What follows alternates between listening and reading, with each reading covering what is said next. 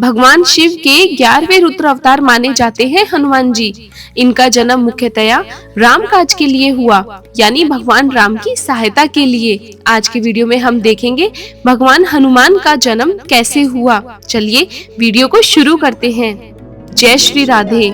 बहुत समय पहले की बात है। स्वर्गलोक में पुंजिक स्थला नाम की एक अप्सरा रहती थी। वह बहुत सुंदर, चंचल और नृत्य कला में पारंगत थी, लेकिन उसमें एक दोष था। वह बहुत ज्यादा चंचलता और घमंड के कारण स्वर्गलोक के नियमों का उल्लंघन करती रहती थी। एक बार पुंजिक स्थला ऋषियों के आश्रम में पहुंची और वहां भी चंचलता से विघ्न डालने लगी। एक महर्षि ने क्रोधित होकर उन्हें शाप दे दिया। कहा, तू इतनी चंचल है जैसे वानरों की चंचलता होती है। जा, अब तू भी एक वानरी बनकर जन्म ले। यह सुनकर पुंजिक स्थला बहुत दुखी हुई और रोते हुए ऋषि से क्षमा मांगी। ऋषि का हृदय पसीज गया और उन्होंने कहा, तेरा यह वानरी रूप तुझे तभी तक रहेगा जब तक तुम भगवान शिव के अंश को जन्म नहीं देती। शाप के अनुसार पुंजिक स्थला ने धरती पर एक वानरी के रूप में अंजना नाम से जन्म लिया। जब वह अपनी भूल सुधारने और शिव कृपा पाने के लिए तपस्या करने लगी, वायुदेव यानी पवन देवता उनकी तपस्या से प्रसन्न हुए और एक दिव्य योजना के तहत भगवान शिव के तेज को अंजना के गर्भ में संचरित किया। अब ये दिव्य योजना क्या थी, आइए जानते हैं। अयोध्या में राजा दशरथ ने पुत्र प्राप्ति हेतु यज्ञ करवाया।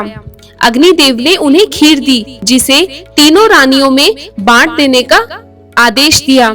राजा जब वह खीर तीनों रानियों में बांट रहे थे, तब एक कौवा उन्हें देख रहा था और खीर का एक अंश कौवा अपने साथ उड़ा कर ले गया।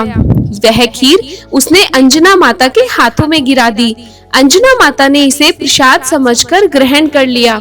उस क्षण भगवान शिव का तेज, वायुदेव की शक्ति और यज्ञ का पुण्य मिलकर प्रकट हुआ एक दिव्य बालक। इस प्रकार अंजना, जो पिछले जन्म में पुंजिक स्थला थी, उनके गर्भ से हनुमान जी का जन्म हुआ, जो शिवजी के 11वें रुद्रावतार माने जाते हैं। और इसी के साथ अंजना का शाप भी समाप्त हो गया और वह अपने दिव्य रूप को पुनः प्राप्त कर स्वर्ग लौट गई। हनुमान जी का जन्म कोई साधारण घटना नहीं थी। यह त्रेता युग में राम कार्य की पूर्णता के लिए हुआ एक दिव्य अवतार था। वे भक्ति, शक्ति और सेवा के प्रतीक हैं। हनुमान जी ने बाल्यकाल से ही असाधारण शक्तियां दिखाना शुरू कर दिया था, जैसे सूर्य को फल समझकर निगल जाना, असुरों से युद्ध करना, ऋषियों को परेशान करना मासूमियत में। जिसके बाद उन्हें ऋषियों ने श्राप दिया कि उन्हें अपनी शक्तियां तभी याद आएंगी जब कोई उन्हें याद दिलाएगा। हनुमान जी को अंजनी सुत यानी माता अंजना के पुत्र, पवन पुत्र वायुदेव के कारण, केसरी नंदन वानर राज केसरी के पुत्र के कारण और शंकर सुवन भगवान शिव के अंश से उत्पन्न होने के कारण इनके अलग अलग नाम हैं और इन्हें अंजनी सुत, पवन पुत्र, केसरी नंदन, शंकर सुवन के नाम से भी जाना जाता है। और इस तरह एक अप्सरा की तपस्या, वायुदेव की कृपा और भगवान शिव की योजना सबने मिलकर रचा वो चमत्कार जो आज भी हर घर की रक्षा करता है।